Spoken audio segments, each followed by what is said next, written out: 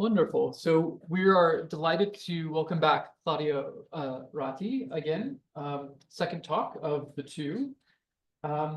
Just to give a little bit of background, Claudia Ratti is MD Anderson Professor of Physics at the University of Houston. She received her PhD in theoretical physics at the University of Torino in Italy in 2003. After postdoctoral positions in Germany and the US, in 2010, she became junior professor and group leader at Torino University. She became faculty at the University of Houston in 2014. Author of more than 100 publications in peer-reviewed international journals, she presented the results of her research in more than 100 seminars at international conferences and universities. In light of her achievements, she has been awarded the 2011 International Zonta Prize for Women in Science, the 2012 prize Giuseppe Borgia granted by the Italian Academy of Science, and the NSF Career Award in 2017. She's a fellow of the American Physical Society since 2021. Her research is mainly focused on the study of strongly interacting matter under extreme conditions of temperature and density, such as the one created at the Large Hadron Collider at CERN and the Relativistic Heavy Ion Collider at BNL. So, Claudia, we're incredibly appreciative of you taking the time to speak with us. Even now calling from a hotel in Illinois en route to an important meeting. Please, when you're ready, take it away to tell us about properties of strongly interacting matter from first principles. And then maybe just a quick question. Are you willing to take questions from the audience during the talk or save the questions till the end? Sure, you can interrupt me anytime if you have questions. Wonderful. Perfect. Thank you. Thank you. Okay, so it's a pleasure to be back today to present an overview of the status of quark-gluon plasma physics from the theoretical point of view, mainly from point of view of solving the theory from first principles, but also a little bit of phenomenology, as you will see. So I think I showed this slide last week is just to remind you about the motivation of our work. So we live in a very good era to map out the phase diagram of strongly interacting matter and also the equation of state. And in fact, between the terrestrial and cosmic observatories that you see listed here on the phase diagram, we are able to cover the whole phase diagram with experimental observations. And when you support these observations by accurate theoretical predictions, then this allows you to answer some of these fundamental questions that I listed here, which is still waiting for an answer. In particular, we know that the transition between a system of hadrons at low temperature and density and a system of free quarks and gluons at high temperature and density is a smooth crossover at zero density. But do we have a first order phase transition when we increase the density? And if so, do we have a critical point on the phase diagram of strongly interacting matter? Also, what are the degrees of freedom in the vicinity of the phase transition? Where is the transition line at high density?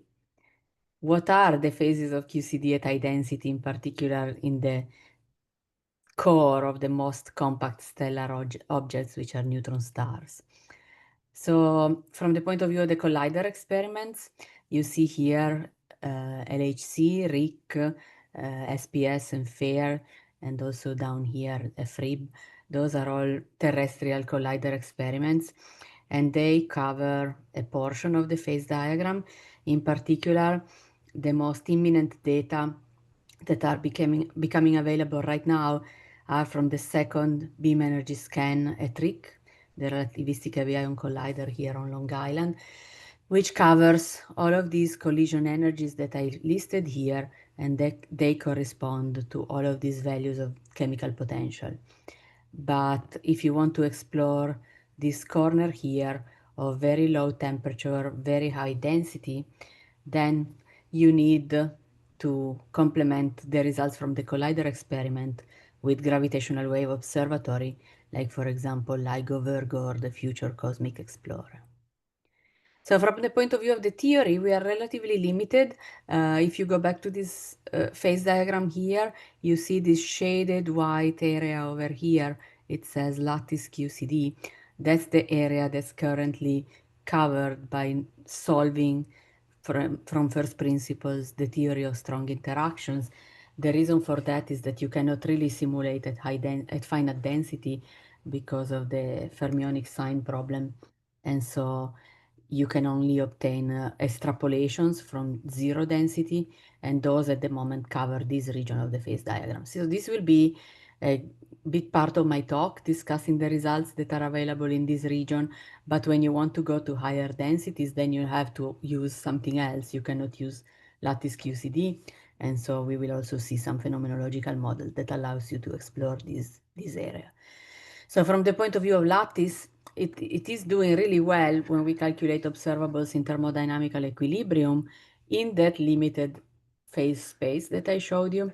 So typically the observables could be the equation of state, which is very useful both for the heavy ion terrestrial experiment that simulate the quark-gluon plasma as a hydrodynamic fluid, and for neutron star physics, where they also need an equation of state to obtain the properties of neutron stars. And other important points where lattice QCD can help are to map out the phase diagram itself, so information on where the transition line lies, and constraining also the location of the hypothesized critical point, and fluctuations of conserved charges. But today in my talk, I will mainly focus in these first two topics. So let's start with the equation of state. So the equation of state of QCD at zero density or zero chemical potential is known for a long time, since 2014. And on this plot on the left, you can see the behavior of the pressure in green, entropy density in blue, and trace anomaly in red from my collaboration, which is the Wuppertal-Budapest Lattice QCD collaboration. And these results, as you can see, agree with this other set of data, which are from the hot QCD collaboration. And this is important when two different collaborations that simulate this kind of observables on the lattice agree with each other in the continuum limit, which is what you see here. That's always comforting because there are a lot of approximations that go into these simulations and a lot of numerical issues. And so it's important to have two independent calculations that agree with each other. And so what are these results? They are for a system of 2+1 quarks in the continuum limit. So these 2+1 quarks are light up and down, and the +1 is the strange quark. And you see that in this other plot on the right, we have a comparison between this 2+1 quark equation of state, which is now plotted in red here on the right for the trace anomaly and the pressure, and a system of 2+1+1 quarks, where in black we also included the effect of the charm. So the charm is a very heavy quark compared to the three up, down, and strange that are already included in the simulation, but you see that it has a non-negligible effect on the equation of state. It starts playing a role already around 250 MeV. So these are results at zero density. They are settled now. And what do we do to go to finite density? So like I said, we are limited due to the fermion sign problem, and we don't know the equation of state of QCD in the full phase diagram, but we can extend the zero density results to finite density, for example, using a most common expansion, which would be a Taylor series. So how do you do the Taylor? You take your pressure as at finite T and mu, and you write it as a pressure at finite T and mu equals 0 that you can simulate on the lattice, plus a sum of infinitely many terms that are powers of chemical potential over temperatures that becomes the parameters, and the coefficients are these derivatives of the pressure with respect to the chemical potential at zero chemical potential. So these quantities, being still calculated at zero chemical potential, can be simulated and are simulated systematically on the lattice. Yeah. Sorry, yeah, just curious, is there limitations on what density you can simulate here? Because looks like you're doing it around chemical potential around 0. So I guess you have to do it for small chemical potential. Yes. Yes, so basically the problem is that these numerical simulations are based on Monte Carlo importance sampling. And so you basically sample the values of the fields by weighing them with the QCD action, exponential of the action. And when you include a chemical potential, the exponential of the action becomes complex. And so it doesn't have a meaning of probability anymore. And so you cannot simulate a finite chemical potential. As soon as you have a finite chemical potential, you cannot use Monte Carlo anymore. So if you simulate still at mu equals 0, which is the meaning of this expansion, then you can do that, because at 0 chemical potential, we don't have this problem. And then at that point, if you knew the whole series here, then you would know the function everywhere, right? So it's just a matter of calculating enough of these coefficients so the coverage that I showed you in the first slide corresponds roughly to the number of coefficients that are known at the moment. So if you extend by one more or two more, you can go to higher and higher chemical potentials. The problem with these coefficients, you see here the first three, second order derivative, fourth order derivative, and sixth order derivative. You see that they are all as function of temperature at 0 chemical potential. And the higher the derivative, the larger the error bar. So they are numerically expensive to get. And they are also difficult to, yes, so they are affected by large numerical errors. So it takes about 2 years to get one new coefficient from lattice simulation. So it's a very lengthy process, this Taylor expansion. See, so do you wait 2 years to get these coefficients? Just curious. I guess you have So, to. well, we are going, I'm going to show you that we are moving away from Taylor because it was not the most efficient way of of doing this expansion. Because yeah, the problem is that even when you get the next coefficient, it has some problems, as I will show you. So we found better ways of expanding. Maybe just as a comment, I mean, the mu b being greater than 0, or trying to do a real-time correlator on the lattice, it's known as the sign problem. You're trying to do a numerical interval of something that's highly oscillatory, which is very difficult. Right, exactly. Okay, yeah, I think I understand. Okay, thanks. Thank you. Okay, so these are results from my collaboration from 2017 for these coefficients. And now here are other results available in the literature from the other collaboration, Hot QCD.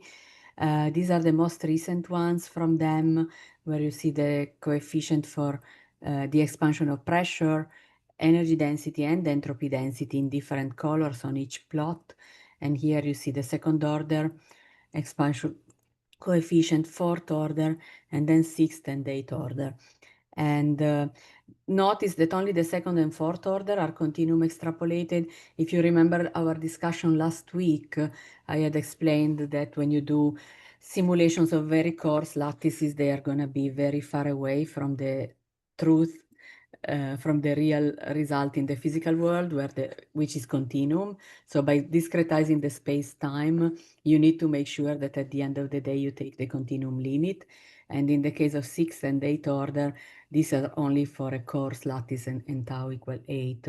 And so this is not final results yet for these other two coefficients. However, the claim is that with these 4 coefficients, so adding one more with respect to the ones that I showed you before, they are able to cover a region of the phase diagram for chemical potential over temperature smaller or equal to 3.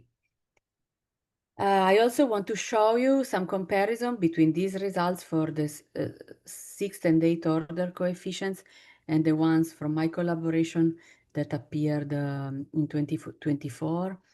And these results are continuum extrapolated, but they are in a smaller volume. So William, you will be happy to hear that it's a smaller volume than the ones that they use in Hot QCD. And you see that here we have a direct comparison. The yellow are the Wuppertal Budapest results in small volume. and the green are the results from hot QCD that I was showing you before. And there are considerable differences between the two.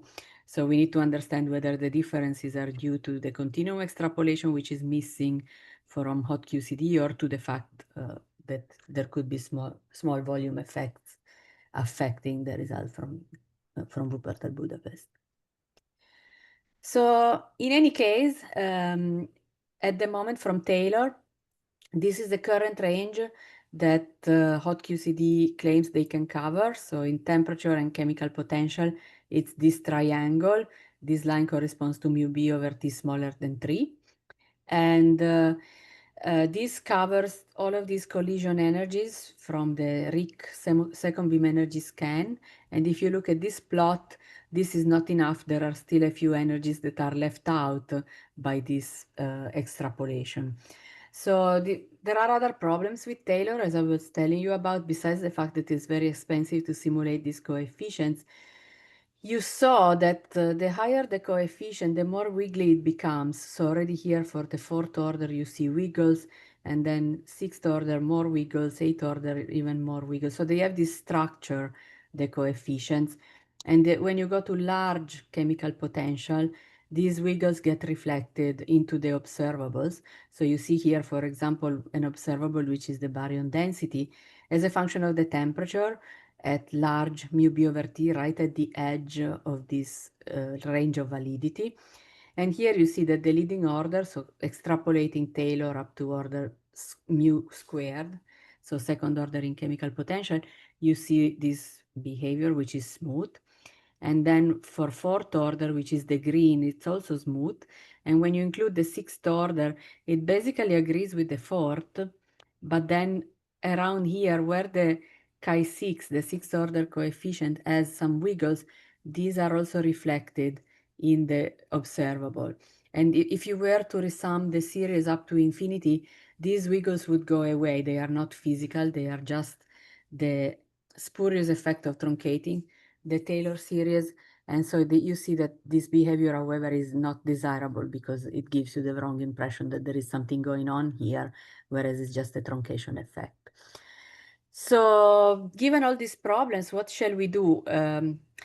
What is our plan? Shall we just continue to calculate higher and higher order coefficients to extend the coverage in density, or shall we move to something else?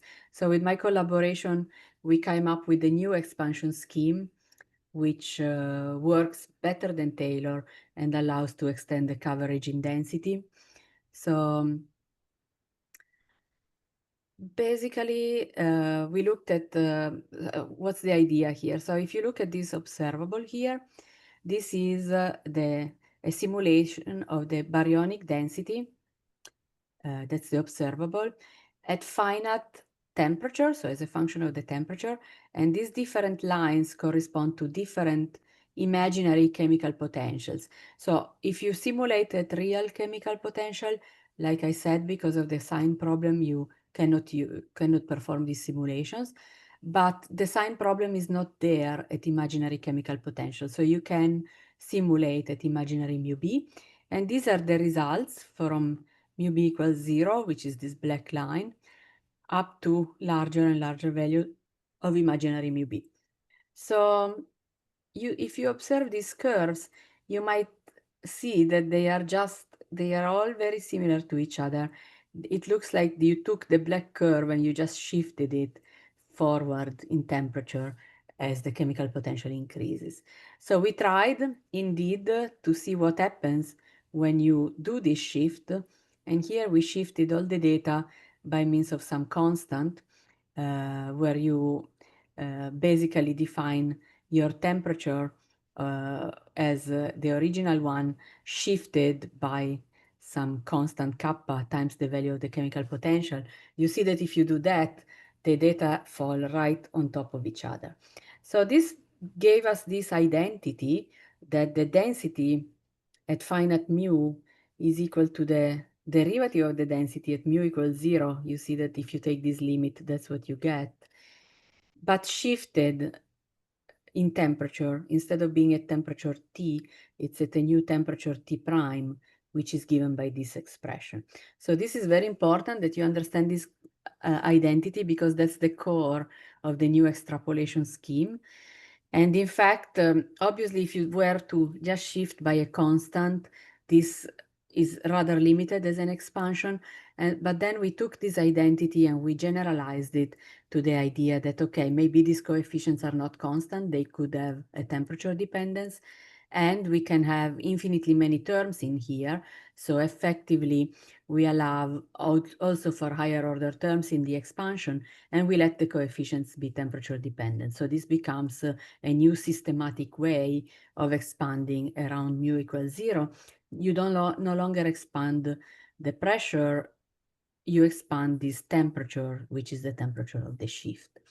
So it's important to notice that basically what we are doing is a reorganization of the Taylor expansion by means of a different expansion parameter.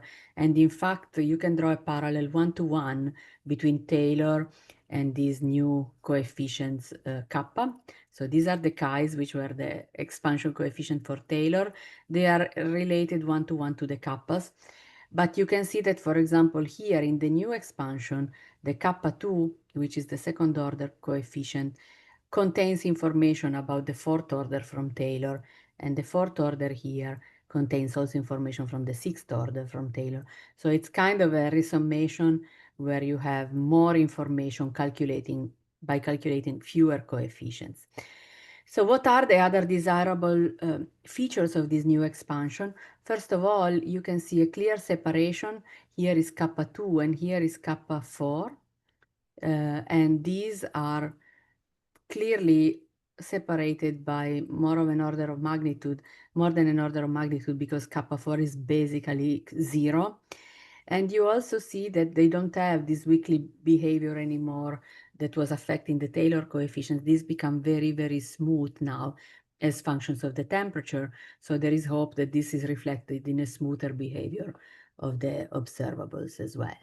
You also see that our original approximation of considering kappa 2 constant was not too bad, because in the region of temperatures that we were looking at, which was between 130 and 230, this coefficient is relatively flat and is indeed not very far away from this 0.02 that we had postulated over here. So once you do this new expansion, you can obtain all of the thermodynamics. And here, for example, you see pressure and entropy density as functions of the temperature at different values of chemical potential. And you see that now these observables, you can go to chemical potential up to mu b over t of 3.5, so larger coverage, and they are all behaving smoothly as a function of the temperature. You don't inherit this weakly behavior from the coefficients anymore. So with this new expansion scheme, we are now able to cover this enlarged portion of the phase diagram over here. And we also have a paper, if you are interested, to systematically compare the performance of the Taylor expansion and this other new expansion scheme. And however, you see that we are still limited in coverage of the phase diagram. We still have all of this other portion to still cover, and there I will describe some phenomenological models later that allow us to get there. So let's see what else we have done from first principles. So if you think, yeah. Sorry, just a question about these new expansion coefficients. Mm-hmm. Since they are, I'm a bit confused, are they dependent on the previous Taylor expansion coefficients, or do they just have a correspondence? Do you still pick up some of the uncertainty and numerical problems that were in the Taylor expansion with these new expansion coefficients? So basically, that's a good question. So there is a relationship between them, which is given by this. And if you continue expanding to higher order, you will find more and more complicated equations, but it's a one-to-one relationship. However, we don't use Taylor coefficients to determine the kappa. We simulate the kappa directly. And so this, if we were to go through the calculation of the chi's first and then do the kappas, it would not be a good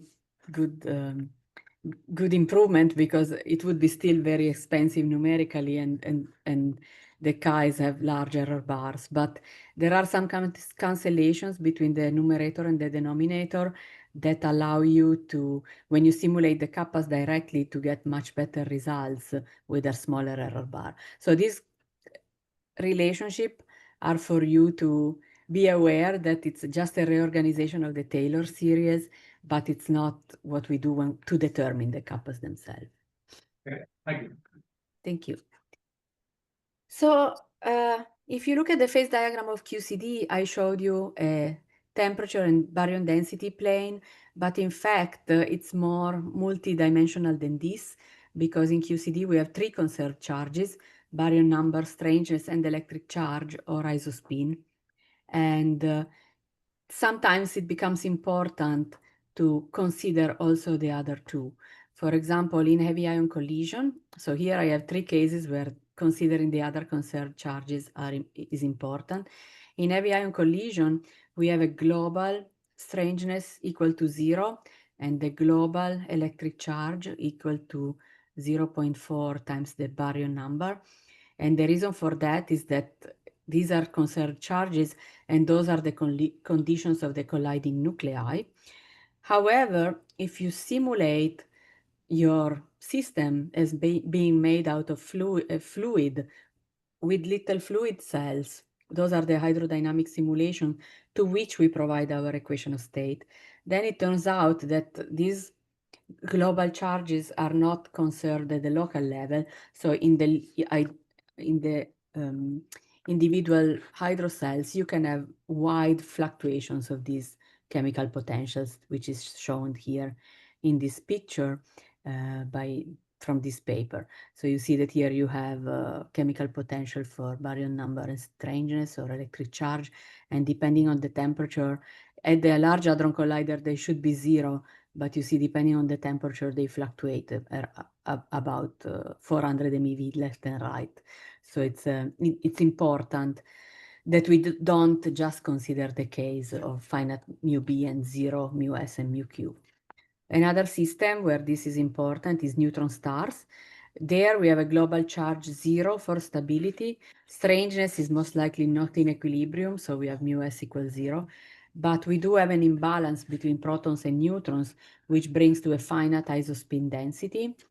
And finally, for the cosmological trajectories, if you are interested in finding out how our universe evolved at the very beginning after the Big Bang, if you remember my talk from last week, it was one of the motivations to study the quark-gluon plasma. There we could have large lepton flavor asymmetries that would lead to large asymmetries between quark flavors, and therefore also there two trajectories which are not only b-dimensional in T and mu B, but they could have also finite value of, for example, charge chemical potential.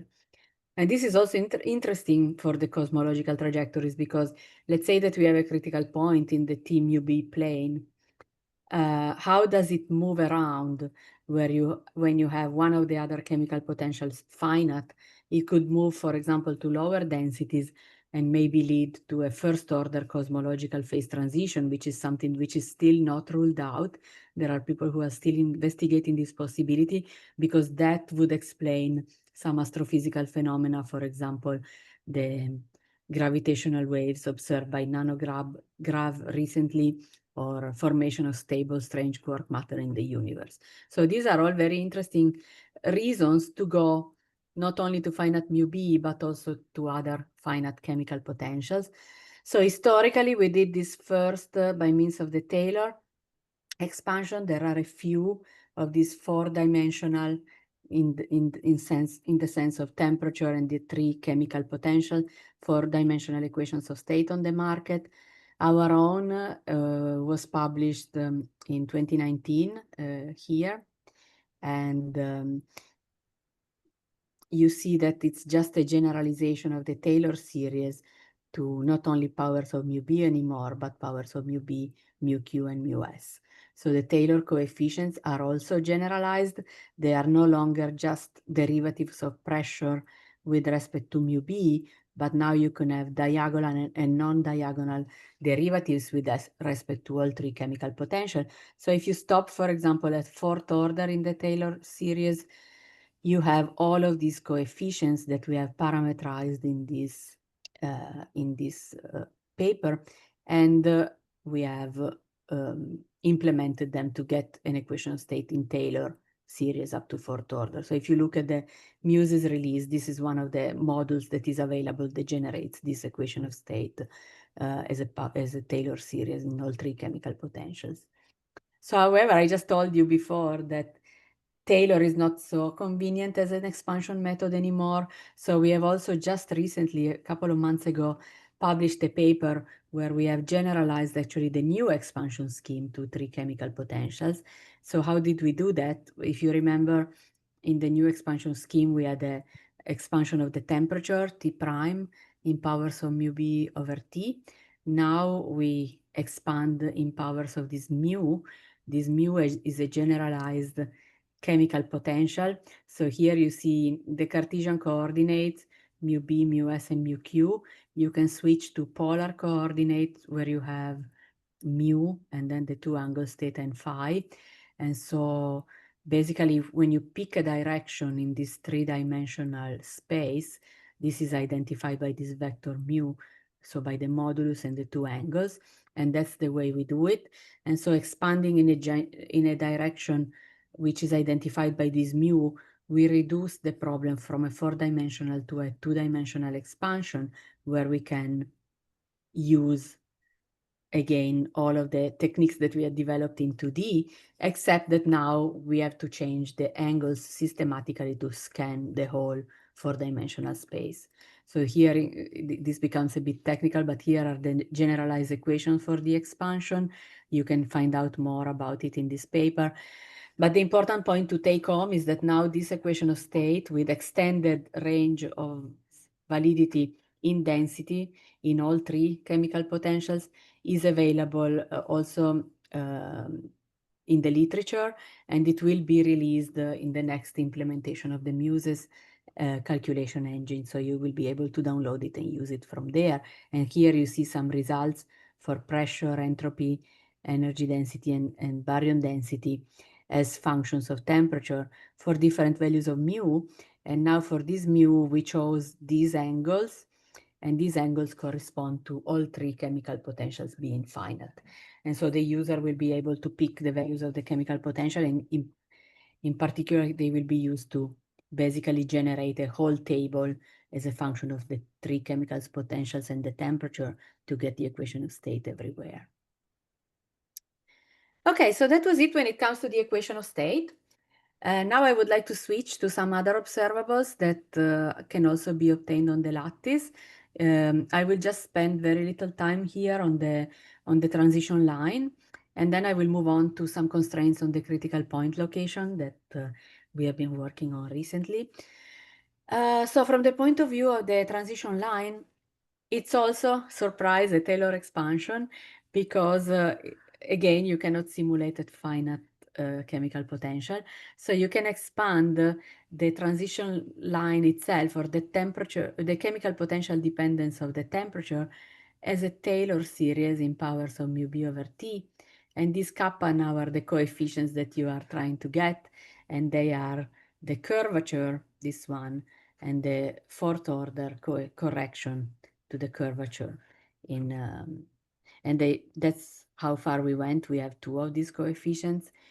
And how did we obtain them? If you remember last week, we talked about the chiral limit, where you can calculate the chiral condensate, which is not a real order parameter, because you are not strictly in the chiral limit in QCD, in the sense that the quark masses are non-zero, but they are small enough that you can almost consider the chiral condensate as a pseudo-order parameter, so something that gives you still an indication of where the transition happens. In particular, if you look at it at its derivative with respect to the quark mass or the temperature, that gives you a peak. So the position of this peak in what we call the chiral susceptibility is basically a definition for the chiral crossover temperature. And that's how we got this temperature, and then expanding it to finite chemical potential, we also got kappa 2 and kappa 4. So this is a collection of all the results for kappa 2 in the literature, and this is our new results here from this 2020 paper. And you see that the different results have been obtained either from Taylor expansion or imaginary mu simulations, and they have been obtained with different lattice actions and in different conditions. So they are more or less in the same ballpark. And then when it comes to kappa 4, there are only 2 results in the literature, one from our paper and the other one from hot QCD collaboration. And you see that in our paper, we were able to considerably shrink the error bar. So what you can notice is that the transition temperature that we quote as a very small error bar, and this one is based on one observable, which is the chiral condensate. However, it doesn't mean that the crossover is so narrow, because if you were to look at other observables, they would give you a slightly different temperature. That's the nature of the crossover. So you can, if you collect a bunch of observables, you can look at the spread in temperature. That would give you a better indication of how broad the crossover is. So this one is just an error bar on locating the peak of the chiral susceptibility. And when it comes to kappa 2, it's extremely small. So basically the phase diagram of QCD is very flat, leaving the mu b equals 0 axis. And kappa 4, which is the correction, is basically 0. It's compatible with 0. So to very good approximation, our phase diagram starting off at mu b equals 0 behaves like a parabola. So this is all I wanted to tell you about this phase diagram information from Lattice. These are the most recent state-of-the-art results. And now I want to move on about some idea about how to constrain the location or predict the location of the critical point of QCD by looking at contours of constant entropy density. So if you look at this phase diagram information that I gave you so far, I didn't mention the critical point at all because there was no indication from Lattice that it would lie in the range of chemical potentials that we covered with our temperature expansion. So now how do we find out from first principle where the critical point could be? So this idea is, this method that I'm about to talk about is based on the idea of following contours of constant entropy density in the QCD phase diagram. So if you look at the left plot, this is a cartoon to explain the concept. So you see here the entropy behavior as a function of the temperature for the 3 different values of constant chemical potential. And you see that in a case of a crossover, which is this green chemical potential here, which is the smallest one of the 3, the entropy is a monotonically increasing function of the temperature. So if there is a critical point, which is this blue curve here, and this star here indicates the critical point location, that's where the entropy shows an inflection point. So basically a point with vertical slope at the critical point. And then if you have a first order phase transition, then you get the entropy that develops this S-shape behavior, where the vertical dashed line here shows the jump that you would expect from the entropy if you do a Maxwell construction and you only consider the equilibrium solution. However, you can also have these branches, this one from here to here, and this one from here to here. Those are the metastable phases. And this branch here that goes between the 2 red points is the unstable phase. So this S-shape behavior is typical of a first order phase transition case. And so let's say that I now take these 3 curves and I project them onto the T mu B plane to follow the behavior of constant entropy. So here in the crossover phase at small mu b, they don't cross. They are just almost parallel to each other. But then if you continue them at larger chemical potentials, at the critical point, they start meeting, and above the critical point for larger value of mu b, you get this shaded gray area here, which is where you have this S-shaped behavior that leads to crossing of these contours. So to summarize the concept, if you look at contours of constant entropy density in the T mu plane, if they don't cross, they suggest an analytic crossover. If they do cross, this suggests a first-order phase transition. So if we were able to get information about these contours from Lattice QCD, then we could be able to say something about the critical point. So of course, again, we cannot simulate these contours directly, but we can extrapolate them. So this is the extrapolation of this temperature as a function of the chemical potential at constant entropy. And these coefficients of the extrapolation, which are here, it's a sum, and they are defined in this way. And they can be expressed in terms of the chi's. The chi's always come back, the Taylor expansion coefficients, here they are again. And as a proof of concept, we stopped here our method in this paper at second order in mu. And here is the plot of alpha 2, which is the second order coefficient here, and its derivative with respect to temperature. So the derivative with respect to temperature is particularly important because the position where it crosses 0 gives you the initial temperature here that leads you then to the critical point isentrope. So by following these zeros, we were able to locate the critical point, let's say at second order. So it's an approximated result. It's a truncation at second order in this series, but it does predict that these contours cross, and they cross at around 600 MeV in chemical potential and 114 MeV in temperature.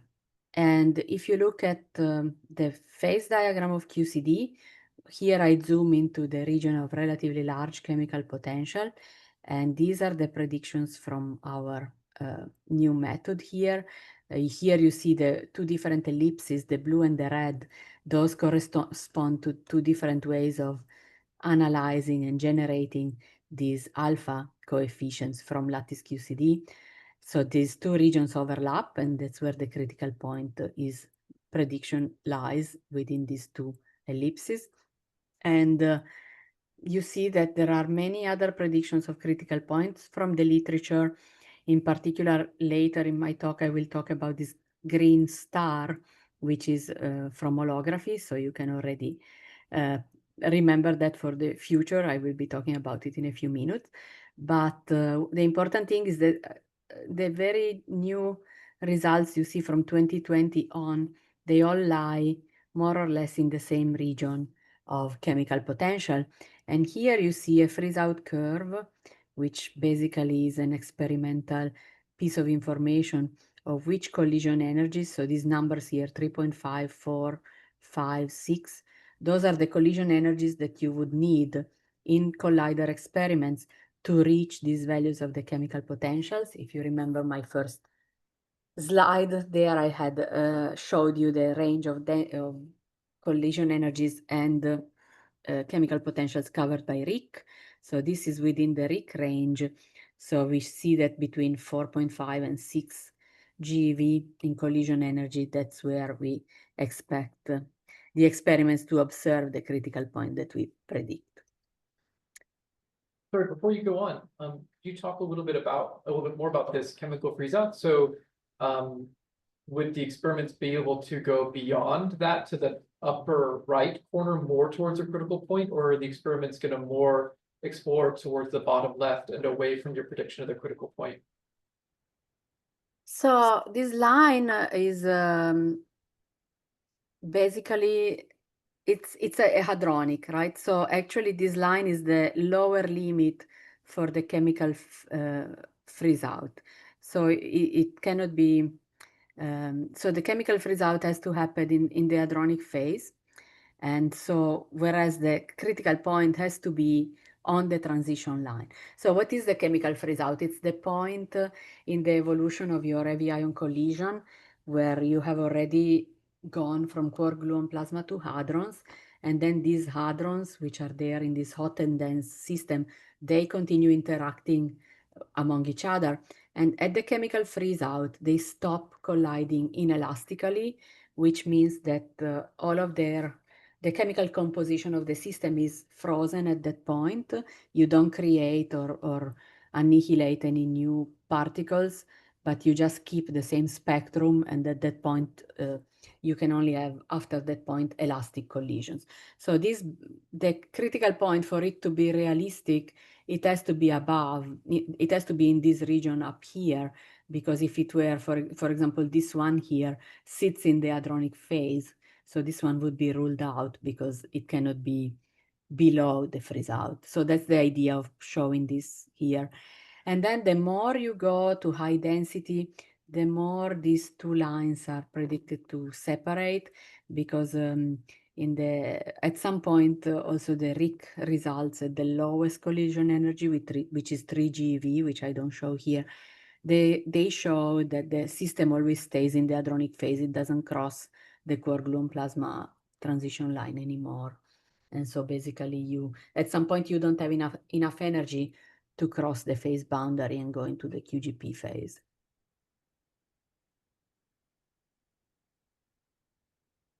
Thank you. You're welcome. So basically what I told you so far is pretty much the state of the art of lattice QCD thermodynamics. And we covered this line on the phase, this triangle on the phase diagram. Sorry, this I took from a conference talk. So there is this reference to a talk which is obviously not going to happen on Tuesday, but sorry about that. But yes, so what else can we do? So pushing beyond this slice of the phase diagram that we can cover from first principle, we know that we need to, if we want to model this part, we need to merge the lattice QCD equation of state with something else, something that would be an effective theory or an effective model, which would be carefully studied in its range of validity. So you have to be aware of constraining the parameter and constraining the range of validity so that you apply it where it's meaningful. And then you can test different ones and potentially exclude some based on comparison with experimental data. So among these models that we can think of, for example, we know that at low temperature and intermediate densities, the degrees of freedom should be interacting hadrons. And so we could use an interacting hadron gas model. We know that there is a liquid gas phase transition at very low temperature and high density. We know that chiral effective field theory is the low energy theory of QCD, which is valid more or less in this range. And then among the more exotic approaches, I will talk a little bit about holography, which allows us to describe very well the phases of QCD around and above the phase transition, where the quark-gluon plasma is strongly coupled. And then we know that at very large temperature or very large densities, perturbative QCD works. So we need to reach that limit. So the models that we have, if they approach the high temperature or high density, they should agree with perturbative QCD. And then we have this very dense corner of the phase diagram where you could have potentially more exotic phases, for example, maybe quark-ionic matter or color superconductivity. So you see that to study the rest of the phase diagram, you can basically patch up several models together. And this is the idea that not only it's a lot of different models, it's also a lot of different expertise that goes into this phase diagram. And that's where the Muses collaboration was born that I was talking to you before the talk, where we bring together experts from each one of these corners of the phase diagram to build a patched up equation of state that covers a broad range in temperature and density. So, okay, so let me give you a couple of examples of more phenomenological approaches that I have been working on as well. So the first one that I want to talk about is something that William is also familiar with in some form, which is a holographic approach to QCD, which is based on the idea by Maldacena of a gauge gravity duality between a conformal field theory in 4 dimensions and a classical gravity theory in 5 dimensions.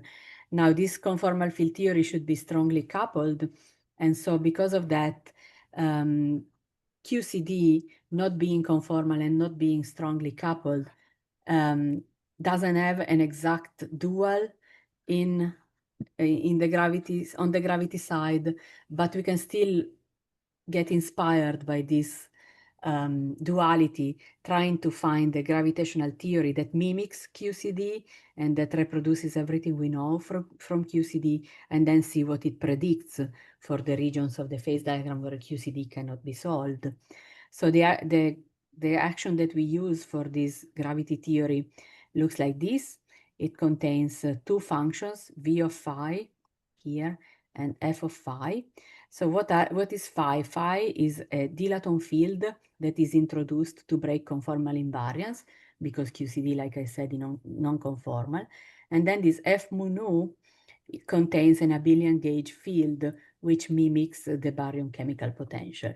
So then this f of phi is the coupling between the dilaton field and the Maxwell field, whereas v of phi is just the thermodynamic potential for the dilaton field.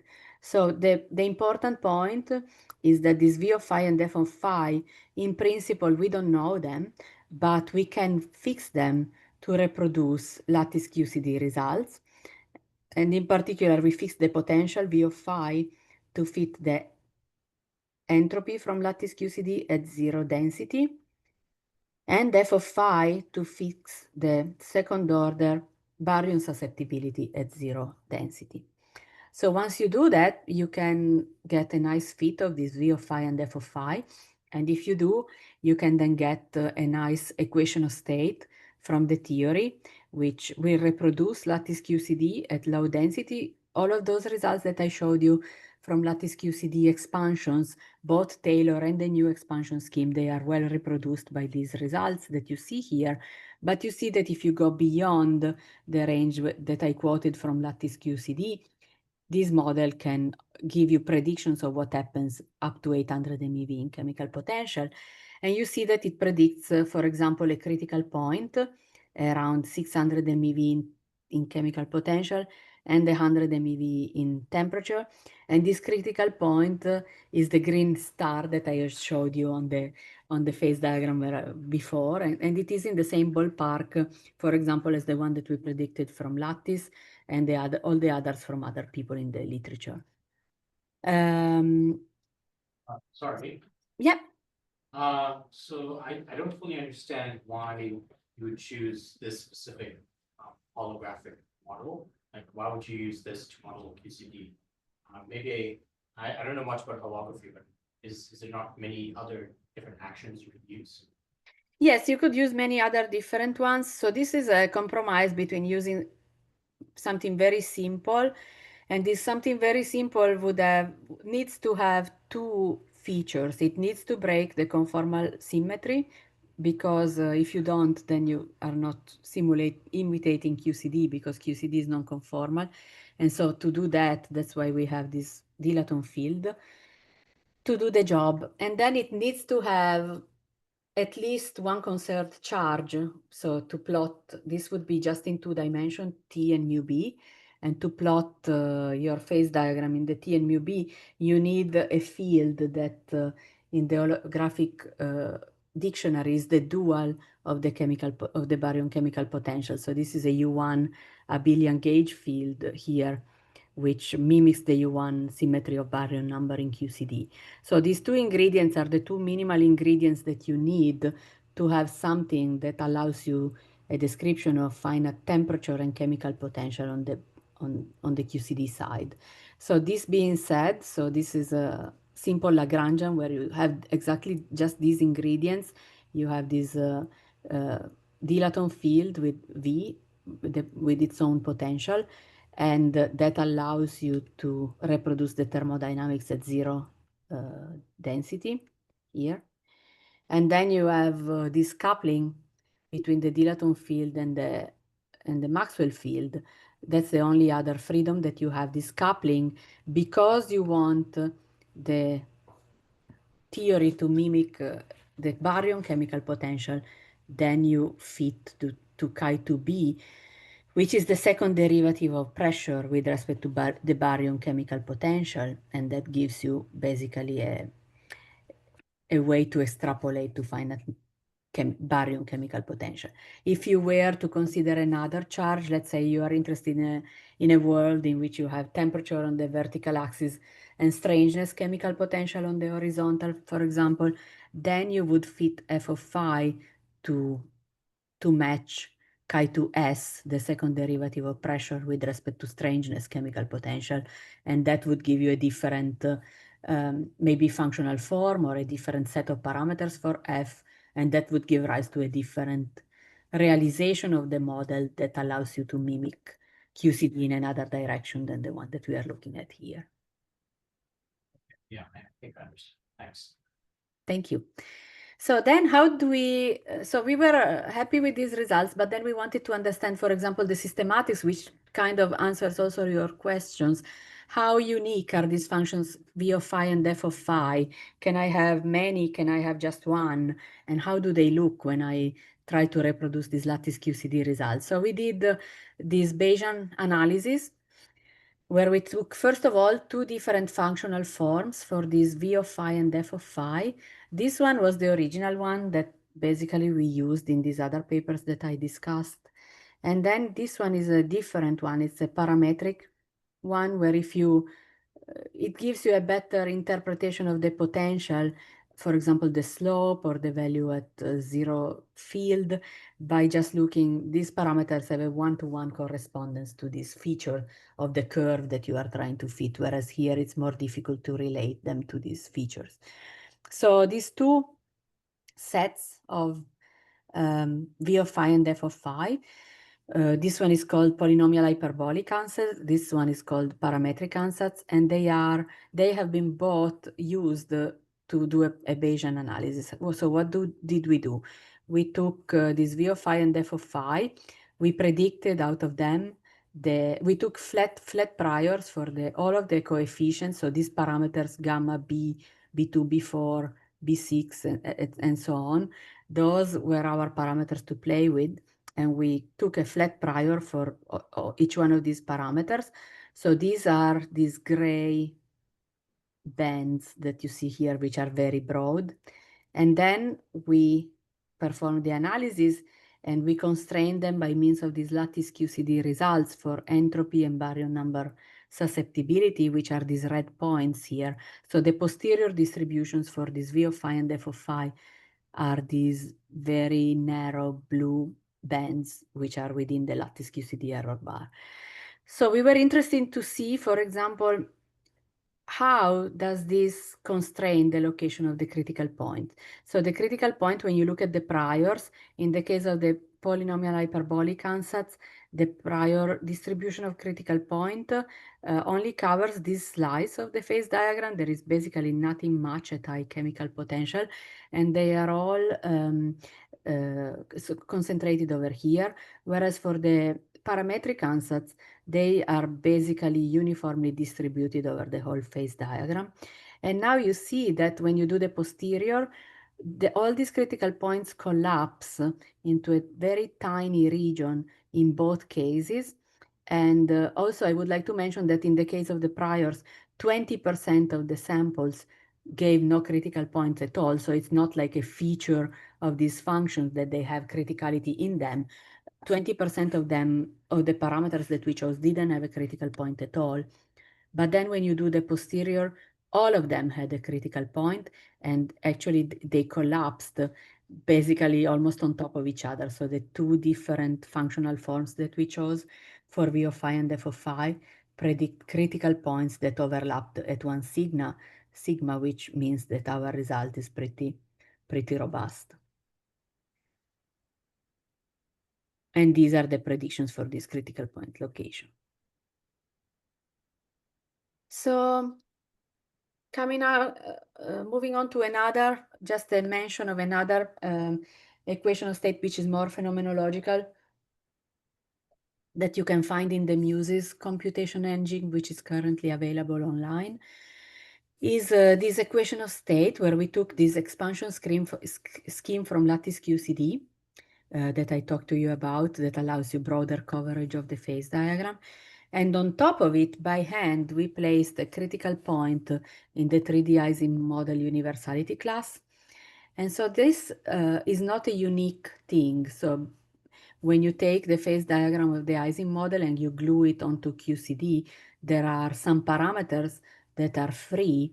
This is the parameterization that we use. And the idea is that we don't know these parameters a priori. So, for example, this W and rho tell you the shape and the size of the critical region. So do you have a very weak critical point that you can barely spot, or do you have a very strong critical point which has a large effect on observables? Where is it located? Also, this mu BC is the location of the critical point. That's also a free parameter, because in principle, even though there are some predictions, we don't know yet even if it is there, and if it is there, where is it? So there are these things that you can play around with. And the idea is to provide the community with a tool that if you remove the critical point, you go back to the Lattice QCD equation of state that I showed you before. And if you place the critical point, you get this discontinuity within the, for example, the baryon density, but also you would see it in the entropy density that is generated by the critical point. And the users can go around and place the critical point anywhere in the range of validity of this equation of state, and they can play around with how strong they think it would be, and how the shape of the critical region changes this W and rho. And then they can do, I don't know, Bayesian analysis compared to results from the experiment, or test the hydrocode, what happens when you have or you don't have the critical point, to see the effect of the critical point on the data. So this becomes a useful tool for the community that they can play around with to basically test and feel the effect of the critical point on the observables and compare with the experiment. So these are just examples that I gave you now in the last part of models in which there are a bunch of free parameters, both in holography, as you could see, and also in this other phenomenological introduction of the critical point. And these parameters hopefully can be constrained through comparison with data. So I want to spend the last few minutes of my talk showing you some comparison that were done in the literature before, a few cases in which data can help constrain the QCD equation of state, for example. So here from heavy ion collision on the left, we learned that when one does a systematic analysis of data from heavy ion collision through Bayesian techniques, using as one of the possible variables the equation of state itself, what we get for the posterior distribution at the highest possible collision energies is the Lattice QCD equation of state. So you see that here were the priors that they used, which are scattered all over the place. But when you constrain by the experimental data, the curve of the posterior falls for the speed of sound, in this case as a function of the temperature, falls right on top of the Lattice QCD band that we discussed before. So hopefully this analysis can be repeated, for example, at the largest energies reachable in this experiment. And this can give us more constraints on the equation of state. Also, sorry, the smallest energies, so the highest densities that we could reach. So this was for high energy, so low density. But moving on to the energy scan, we could constrain the equation of state even in the vicinity of the critical point, if there was one on the phase diagram. This thing on the left is another thing that we learned from the heavy ion collisions at the LHC. This is a femtoscopic measurement where they were able to access the interaction sign and strength between different pairs of hadrons. In this case here you see lambda kaons, for example, that can help constrain the equation of state in the hadronic phase, which is an important new piece of information that model builders for the hadronic equations of state are now implementing in their models.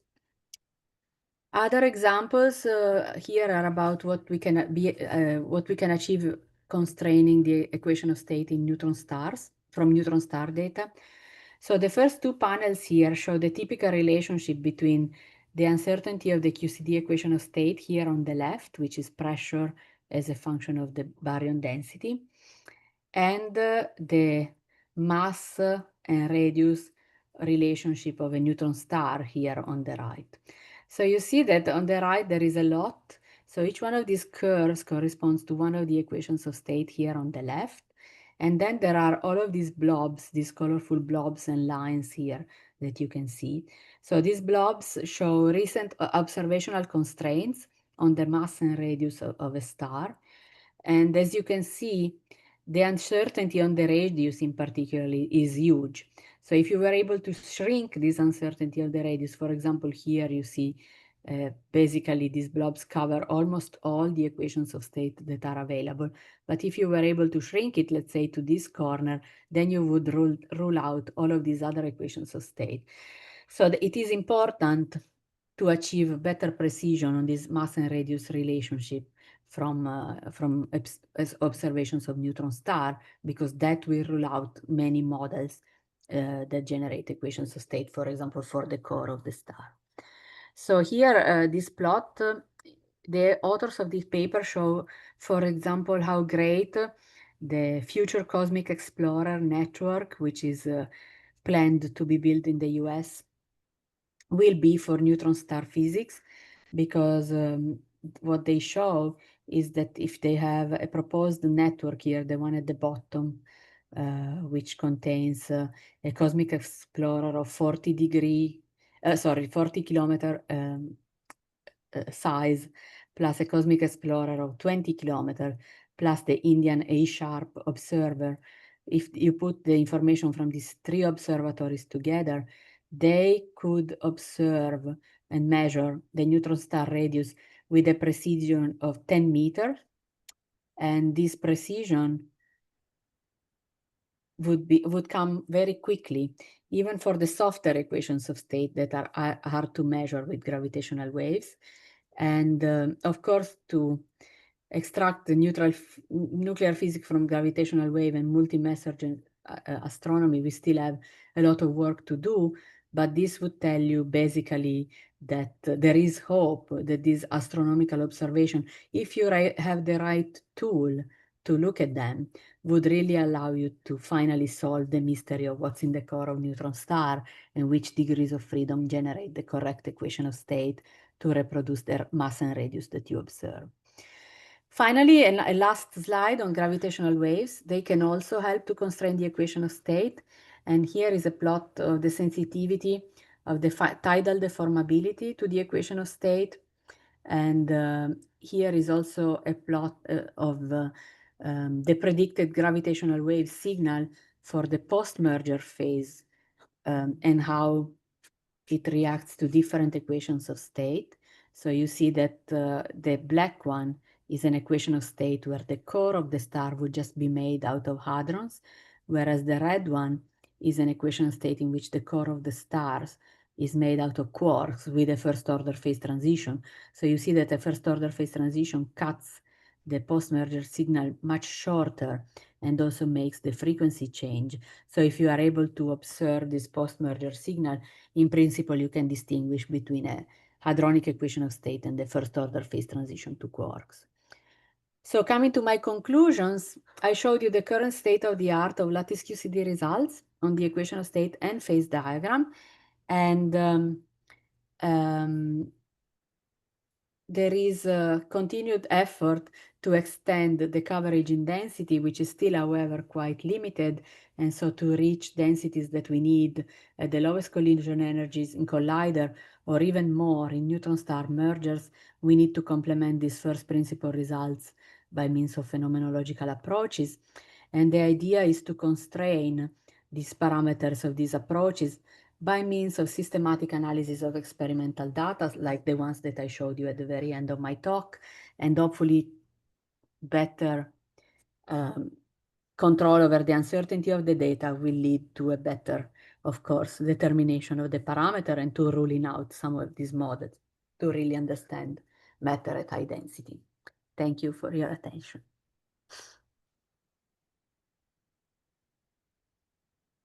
That was really great. Thank you so much, Claudia. We had questions during the talk, but are there further Yes. questions from the audience? Yes. Sorry, I'm not familiar. I don't know that much statistical physics. When when we do the Taylor expansion of the pressure, we only have even order terms. It's 2n. It's always 2n. Why is that the case?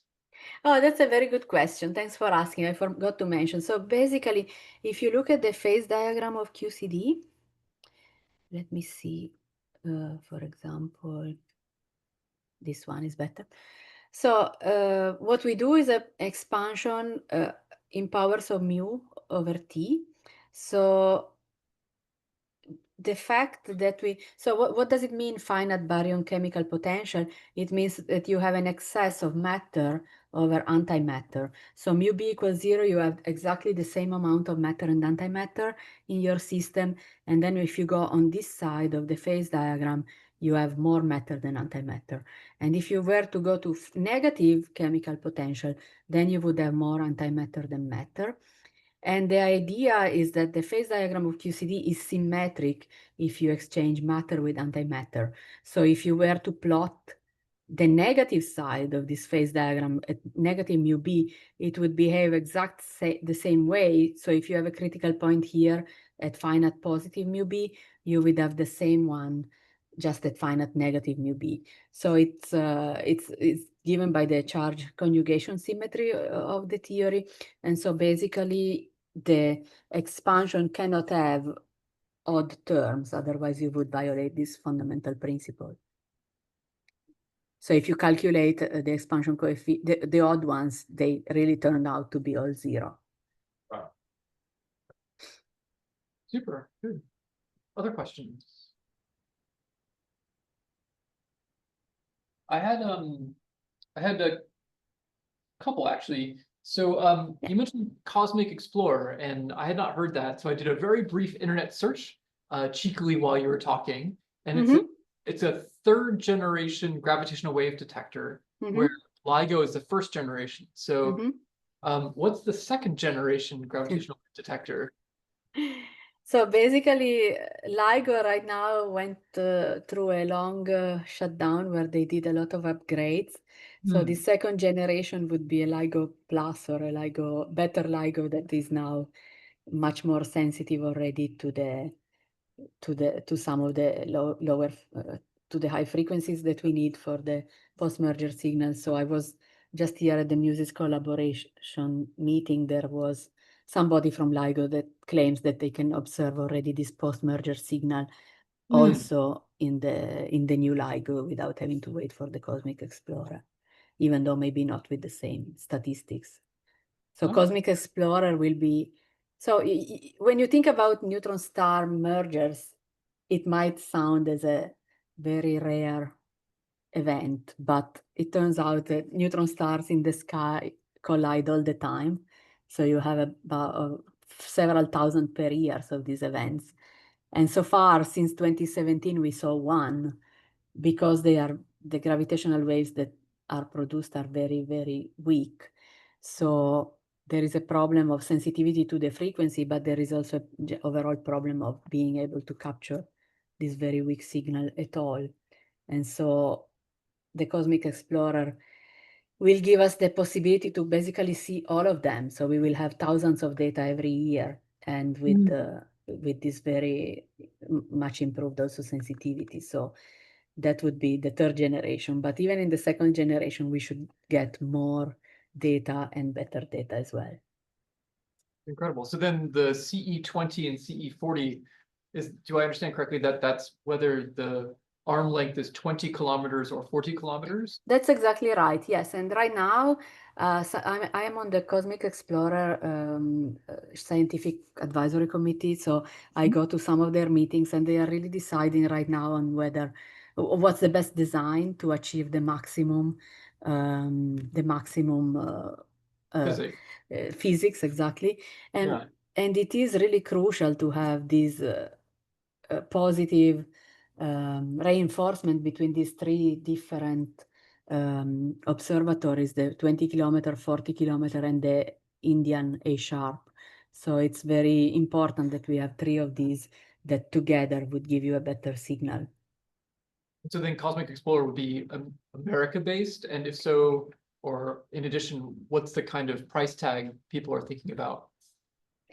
I'm not sure about the price tag, but it's not there. So if there are, of course, two, which is what people are advocating now, it's going to be, of course, more expensive. So we have to make a very strong case why we need two with different arm lengths rather than just one. And then there is also one in Europe that's being built, which is called Einstein Telescope. So at the end, the Einstein Telescope at the moment is more advanced from the point of view of approvals, and they are deciding whether it will be in Italy or in the Netherlands. So those are the two possible locations for the Einstein Telescope. But because it's a European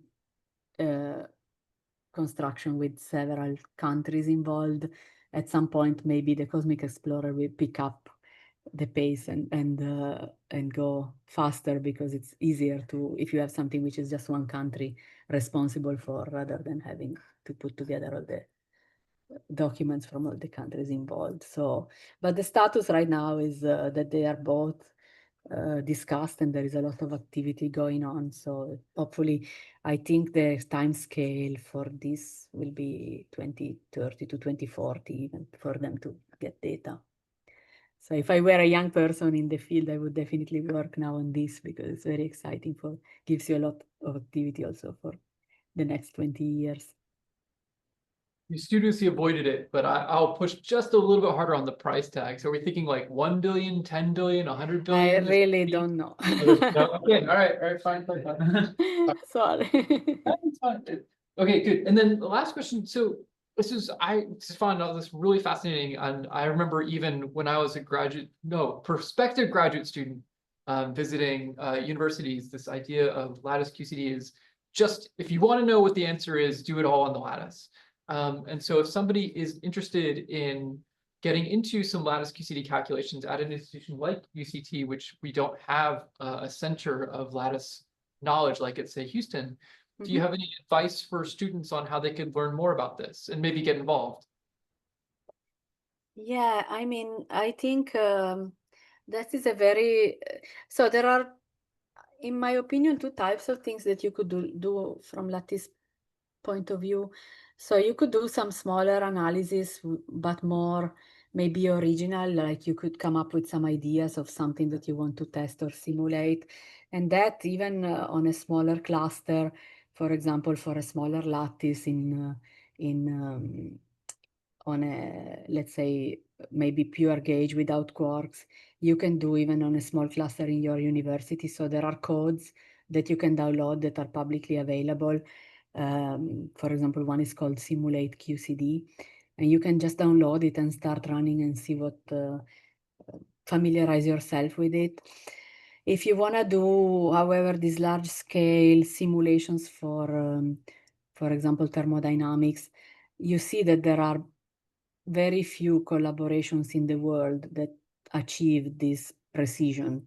I quoted two, which are the two most famous ones. There are a couple more that also contribute to these results. So if you look at this plot that I had here, where I had the phase diagram, wait. There. So here are basically different people.